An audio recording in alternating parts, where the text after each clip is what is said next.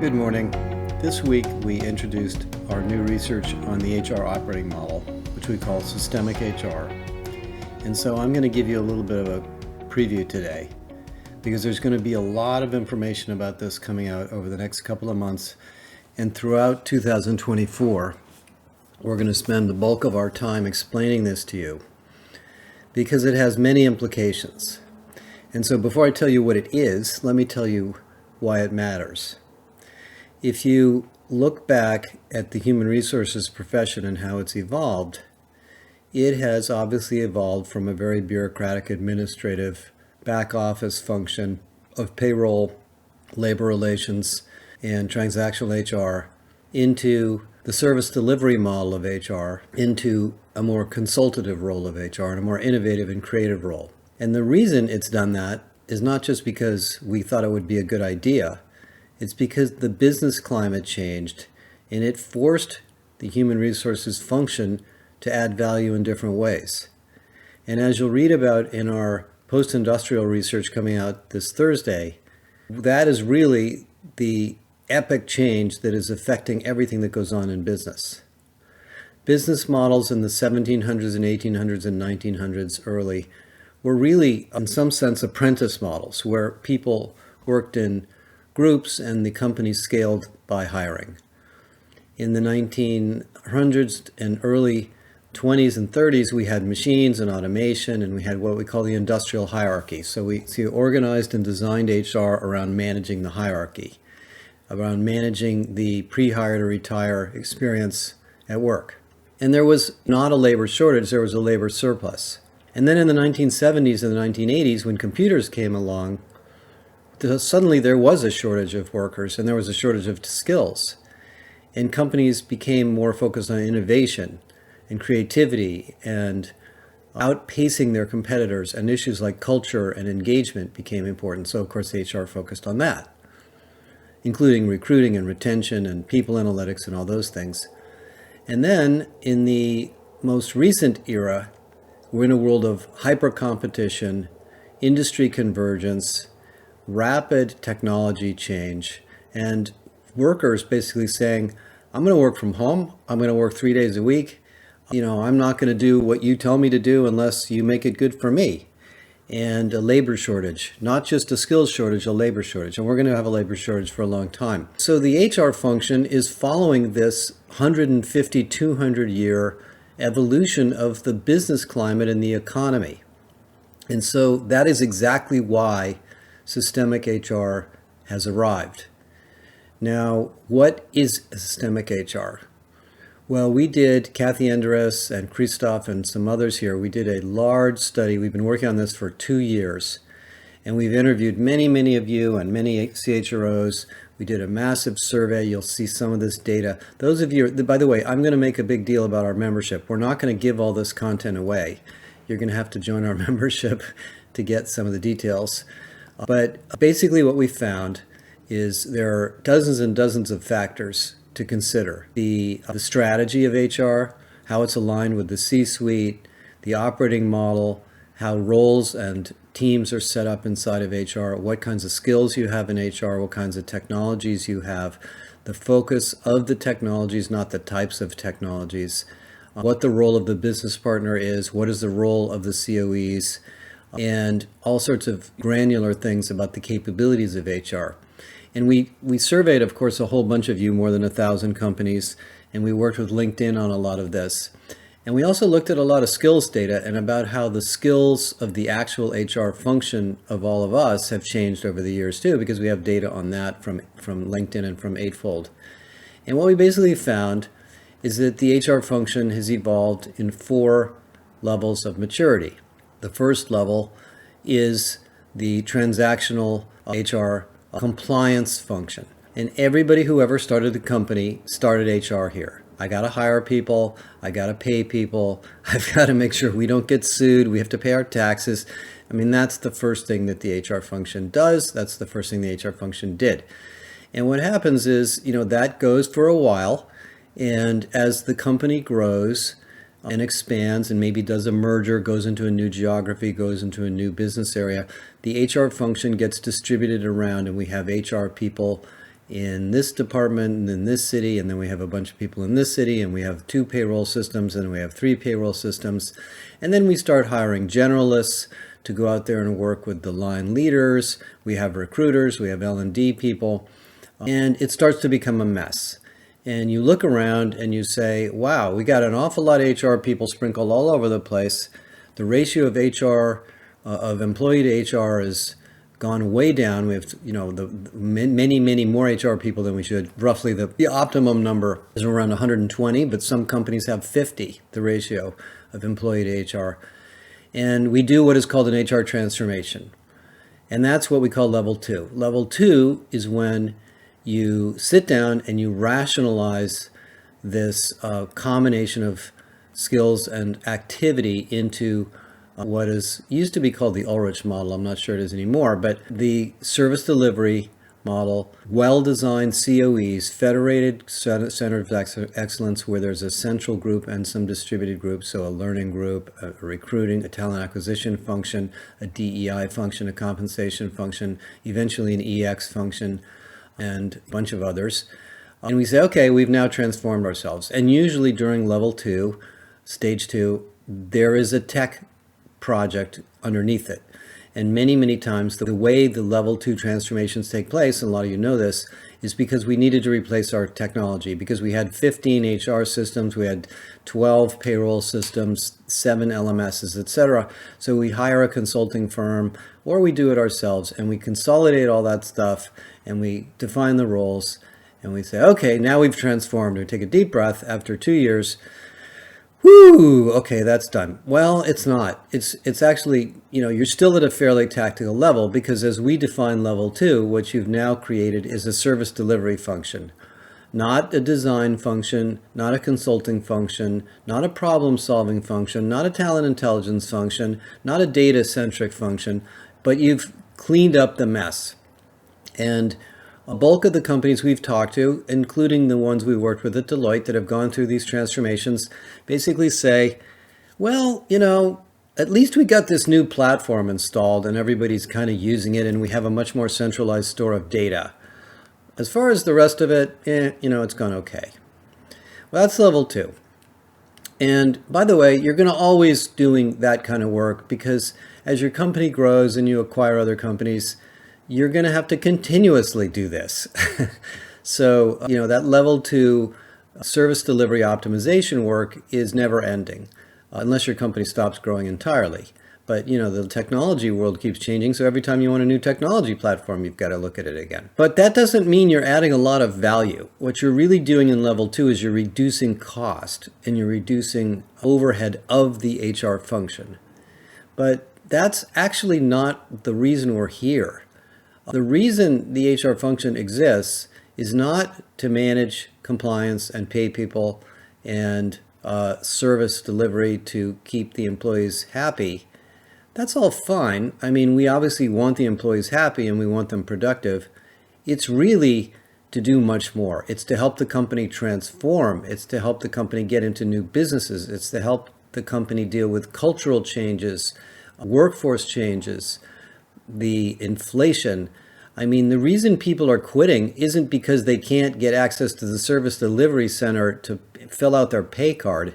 It's because they're overworked, or the job design is bad, or they don't have the right skills, or their manager is treating them poorly, or they don't have the information they need to do their jobs. That's not level 2 stuff. That's level 3 and level 4. So level 3 is, we take this, sort of transformed group of people, and which has much more clarity of roles. And by the way, one of the things we went through is we know all the roles in HR now, and there's a lot of them, more than 300 roles. We have 92 capabilities in our capability model, and we probably need to add another 10.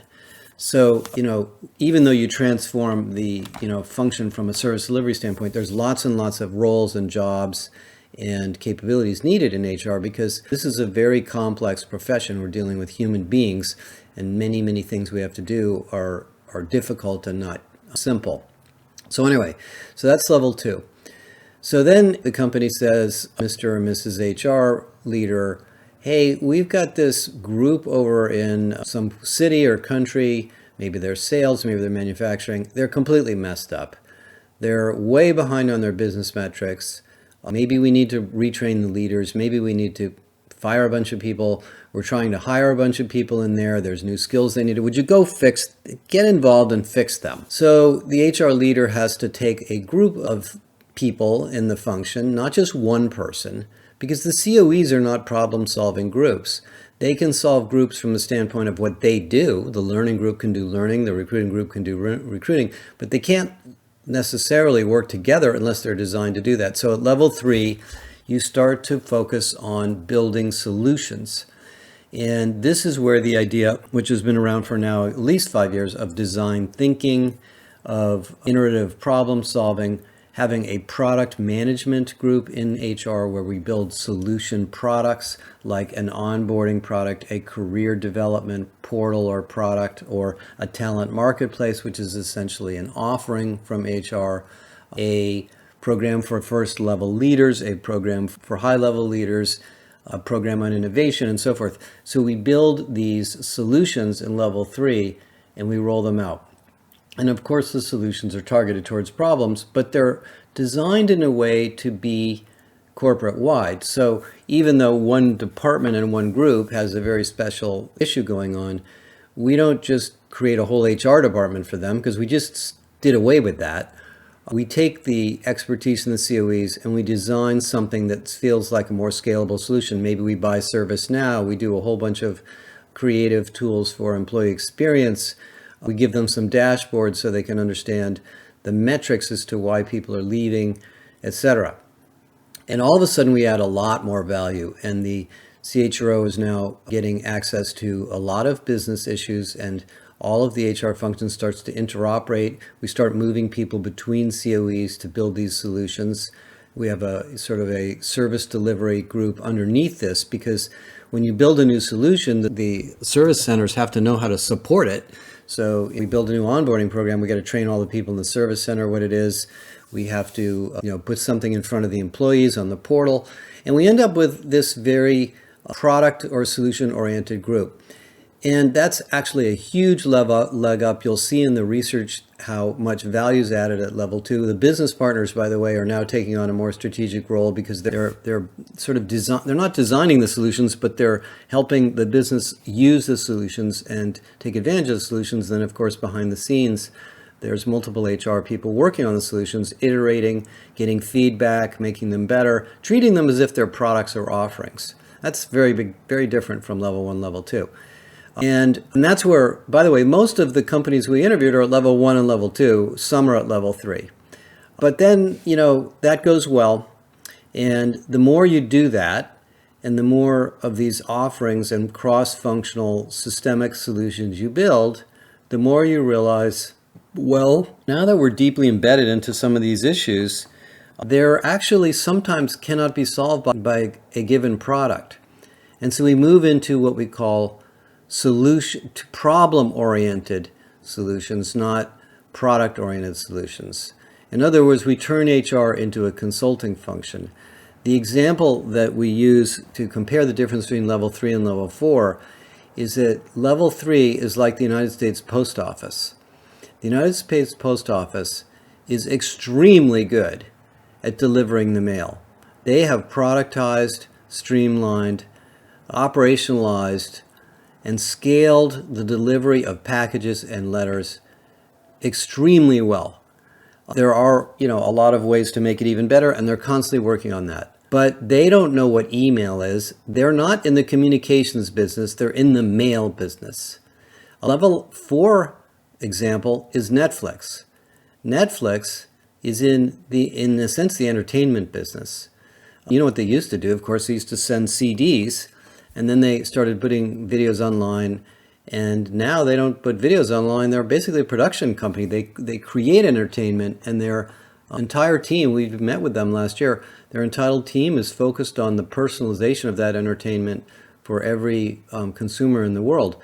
So they chase the problem, not push the solution.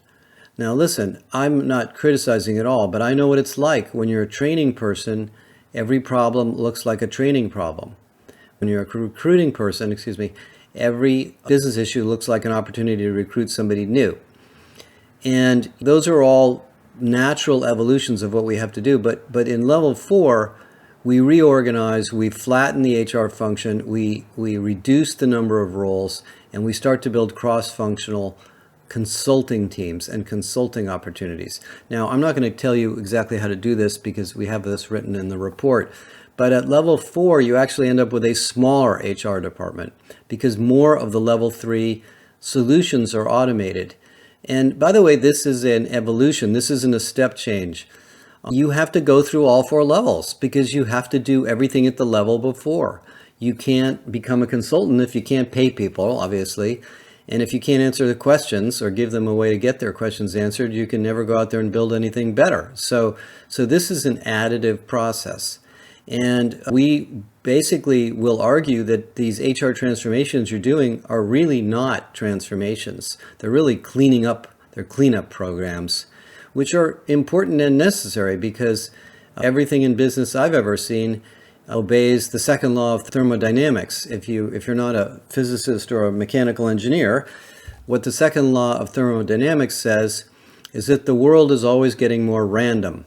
There's this idea of something called entropy, and it actually comes from Einstein, but the idea is that over time, things get messy. The kitchen drawer gets messy, your house gets messy, your garage gets messy, your HR department gets messy, your company gets messy. We add more things, we do this, oh, let's do this, let's do that, and we never kind of throw away the old stuff. So we're always going to be going through level 2 stuff because we've always got to clean up the stuff we don't use anymore. And we're always going to be building solutions, and then we're going to be thinking about how can we make them more tailored and more consultative. So that's the high level story. There's a lot of detail, there's a lot of data, there's a lot of best practices and a lot of examples underneath this. Now, 2 things I want to point out that change during this evolution. The first is the skills of the HR team.